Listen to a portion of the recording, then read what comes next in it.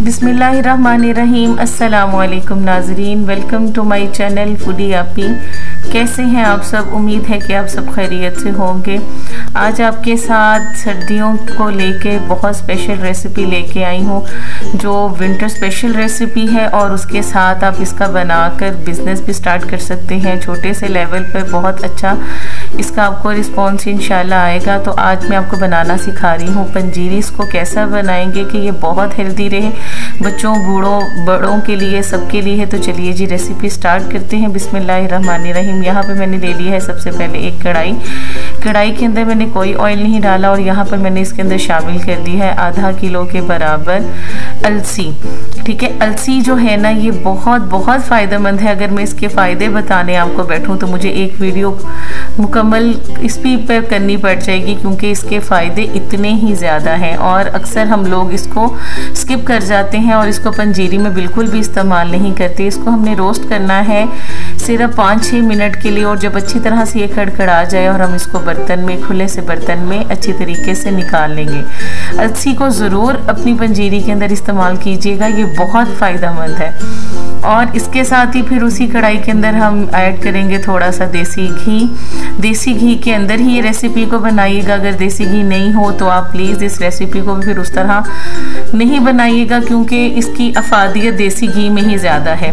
जब घी अच्छी तरीके से गर्म हो जाए तो हम इसके अंदर शामिल कर देंगे 250 ग्राम के बराबर बादामों की गिरियाँ, और आपने इसको बिल्कुल लो टू मीडियम फ्लेम पे, बिल्कुल स्लो फ्लेम के ऊपर आपने इसको रोस्ट करना है, इतना कि इसके अंदर से हल्के से क्रैक आ जाए और इसका कलर थोड़ा सा चेंज हो जाए और बड़ी अच्छी सी खुशबू आने लग जाए। ये देखिए बिल्कुल इसी तरीके से आप बादाम की क्वांटिटी को कम या ज़्यादा अपने हिसाब से कर सकते हैं। मैंने इसके अंदर 250 ग्राम ऐड किए हैं। 250 ग्राम ही यहाँ पर मैं ऐड कर रही हूँ। यहाँ पर अखरोट अच्छे तरीके से हम इसको भी बिल्कुल थोड़ा सा रोस्ट करेंगे, क्योंकि इसके अंदर से ना देसी घी के अंदर रोस्ट करने से इसका फ्लेवर बहुत अच्छा आ जाता है। बादाम को थोड़ा सा ज़्यादा टाइम लगता है और इसको सिर्फ 2 मिनट ही लगते हैं। इसको ज़्यादा आपने रोस्ट नहीं करना अखरोट को। और इसको भी हम घी में से ना निकाल के एक साइड पे रख देंगे, ताकि ये हमारे सारे ड्राई फ्रूट्स जो है ना ये थोड़े से ठंडे होते रहें। और बहुत से तरीक़ों से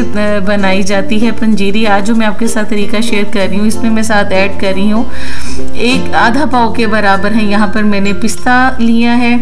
आप 1 पाव के करीब भी ले सकते हैं। ये 125 ग्राम है और साथ ही मैं इसके अंदर काजू ऐड कर दूंगी। ये दोनों 125-25 ग्राम है, यानी कि दोनों का वज़न मिलाकर 1 पाव बनता है 250 ग्राम। अच्छी तरीके से हम इसको भी बिल्कुल स्लाइटली सा जो है ना हम इसको रोस्ट करेंगे। इसको भी हमने बहुत डार्क की तरफ नहीं लेके जाना।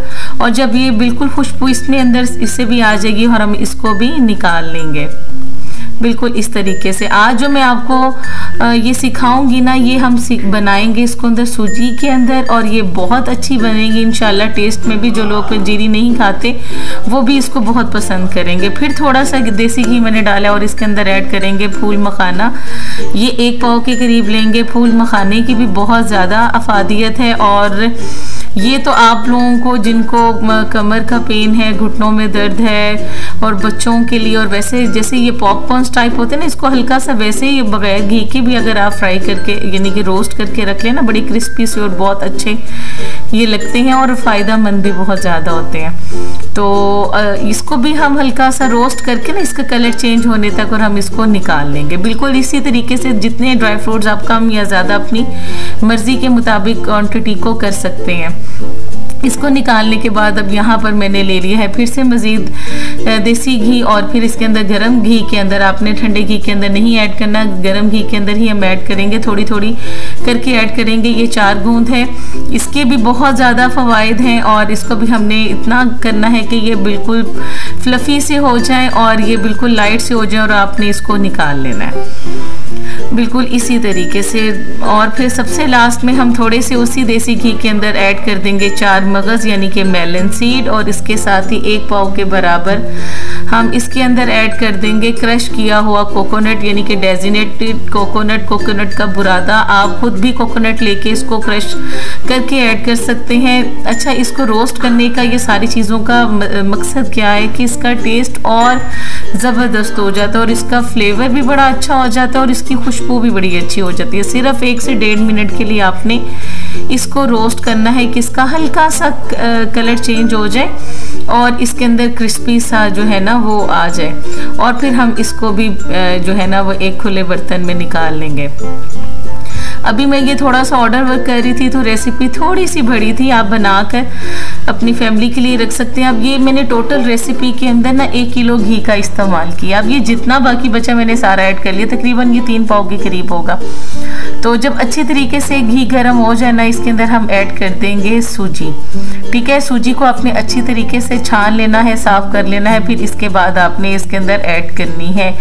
तो कई लोग इसको सूजी में पसंद करते हैं, कुछ लोग इसको मूंग दाल में पसंद करते हैं, कुछ लोग इसको चने की दाल में पसंद करते हैं। हर एक की मुख्तलिफ रेसिपी होती है। इंशाल्लाह आपके साथ मैं सारी 1 बाय 1 करके आपके साथ इसको शेयर करूंगी। अभी कुछ रेसिपीज़ का सिलसिला मैंने थोड़ा सा स्टॉप कर दिया था क्योंकि कुछ ऐसी टेंशन थी कि भाई मैं नहीं इसको कंटिन्यू कर पा रही थी। तो आपने इसको अच्छी तरीके से बिल्कुल गोल्डन ब्राउन सा ना इसको कलर देना है, इसका कच्चापन ख़त्म करना है, खुशबू आने तक आपने इसको रोस्ट करना है और बस ठंडा कर लेना है। अब आ जाते हैं एक मिक्सचर जार के अंदर। सिर्फ 1 टेबल स्पून के बराबर मैंने यहाँ पे ले लिया है इलायची का पाउडर, यानी कि इलायची के दाने लिए और हम इसको पाउडर बनाने लगे हैं। अच्छी तरीके से इसको ग्राइंड कर लें। अगर आपके पास इलायची पाउडर है तो आप वो इसके अंदर ऐड कर सकते हैं। अगर आपको इलायची का फ्लेवर नहीं पसंद तो आप बिल्कुल इसको स्किप भी कर सकते हैं। और इसके साथ जो सबसे पहले मैंने रोस्ट करके रखी थी ना अलसी के बीज जो थे, ये हम इसको ऐड कर देंगे इसके अंदर। अलसी को अगर आप साबुत लेंगे ना तो इसका इतना आपको अफादियत हासिल नहीं होगी। इसको ग्राइंड करने से ना, इसको पीसने से इसकी अफादियत यानी कि आपको प्रॉपर मिलती है।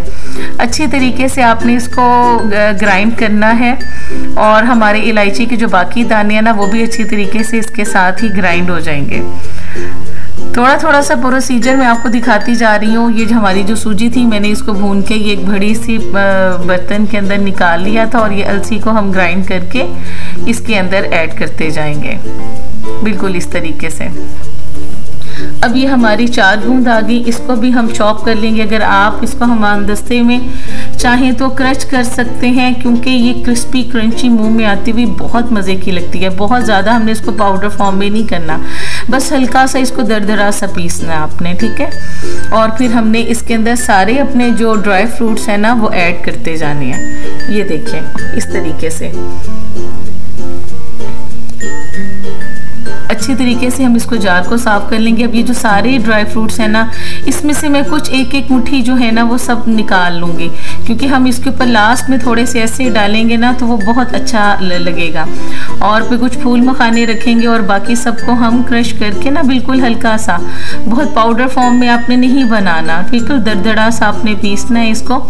और हम इसको हल्का सा चॉपर की मदद से या फिर आप कोई हमामदस्ते की मदद से इसको हल्का सा क्रश कर सकते हैं। बिल्कुल हल्का सा आपने इसको ग्राइंड करना है और इसको ऐड करते आएंगे। और अगर आप इसको बनाकर सेल करते हैं, सर्दियों के अंदर अपना बिजनेस स्टार्ट करना चाहते हैं तो बहुत अच्छी ये जो है ना वो रेसिपी भी है और बहुत अच्छा इससे इंशाल्लाह आपको रिस्पांस भी आएगा। इसका टेस्ट भी बहुत अच्छा होता है, बच्चे बड़े हर कोई इसको बहुत पसंद कर लेता है। मुझे बर्तन लग रहा था छोटा, मैंने इसको बहुत बड़ी परात के अंदर जो है ना ये शिफ्ट कर लिया था ताकि मेरे लिए मिक्सिंग करनी आसान हो जाए। और इसके साथ ये पिसी हुई चीनी है, घर में चीनी ही पीसी हुई है, आइसिंग शुगर नहीं है, बहुत पाउडर फॉर्म में आपने नहीं लेनी, बिल्कुल हल्का सा क्रश कर लें। आप कैस्टर शुगर का इस्तेमाल भी कर सकते हैं और अच्छी तरीके से आपने कर लेने हैं मिक्सिंग ताकि सारी चीज़ें अच्छी तरीके से यकजान हो जाएं। ये हमारे रह गए थे जी मेवा, ये भी 1 पाव के करीब है। और उसके साथ यहाँ पर मैंने लिया था कुछ कोकोनट जो मैंने रोस्ट कर लिया था, आपको दिखाया था। इस तमाम चीज़ों को आपने बहुत अच्छी तरीके से मिक्स करना है ताकि कहीं भी जो है ना वो मीठा कम या ज़्यादा नहीं हो। अच्छी तरीके से जब आपकी ये मिक्सिंग हो जाए तो फिर ये जो हमने ड्राई फ्रूट निकाल के रखा था ना, जो बिल्कुल हमने इसको क्रश नहीं किया था, वो हम ऊपर से डालेंगे तो माशाल्लाह बेहतरीन सी लुक भी निकलेगी और ये जब मुंह में आते हैं ना तो बहुत अच्छे लगते हैं। आप इसको ये डिब्बे इजीली मार्केट से मिल जाते हैं। आप 1 kg की पैकिंग में, हाफ kg की पैकिंग में, 2 kg की पैकिंग में इजीली पैकिंग करके आप इसको सेल कर सकते हैं। इसके ऊपर आप अपना स्टिकर लगा सकते हैं और बहुत अच्छा इंशाल्लाह आपको फीडबैक आएगा। ये मुझे बाहर से ऑर्डर आया था तो मैंने इसको यहाँ पे पाकिस्तान में बना कर डिलीवर किया था और माशाल्लाह मुझे बहुत अच्छा इसका रिस्पांस आया। तो आप भी मुझे अपनी दुआओं में याद रखिएगा और मुझे अपना फीडबैक ज़रूर दीजिएगा। आपसे इजाज़त चाहती हूँ। अल्लाह हाफिज़।